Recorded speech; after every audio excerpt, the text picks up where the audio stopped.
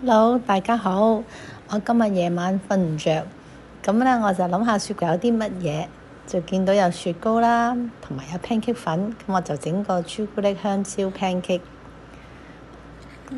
將一半嘅朱古力擺落個鑊裏邊或者係 pan 裏邊整溶佢，咁咧用啲牛油啊同埋pancake 粉撈勻佢之後咧就可以 fry 起佢噶啦。咁當然呢個過程我就係 miss 咗，我係錄唔到，所以唔好意思。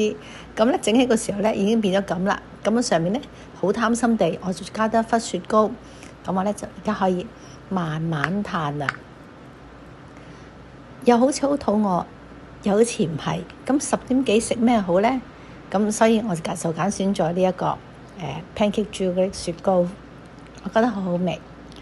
我一路食一路想，預咗可以分俾你哋一齊食就好啦。我唔同你哋大家講啦，我而家咧開始食緊噶啦，其實已經，我仲有嘆埋我個綠茶。其實夜晚咧唔好飲綠茶嘅，但我揾唔到茶啊嘛，咁我就用綠茶代替咯。佢裏邊咧嗰個 pancake 咧好軟熟啊，我覺得咧我嗰個 gram 數咧係啱啱好，180 gram 一包，我除4。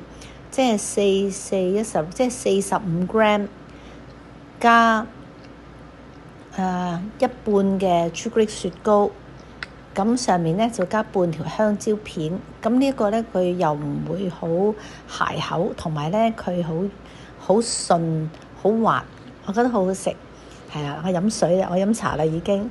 係啊，飲咗幾次茶之後，好快就已經食晒啦，好香又熱辣辣。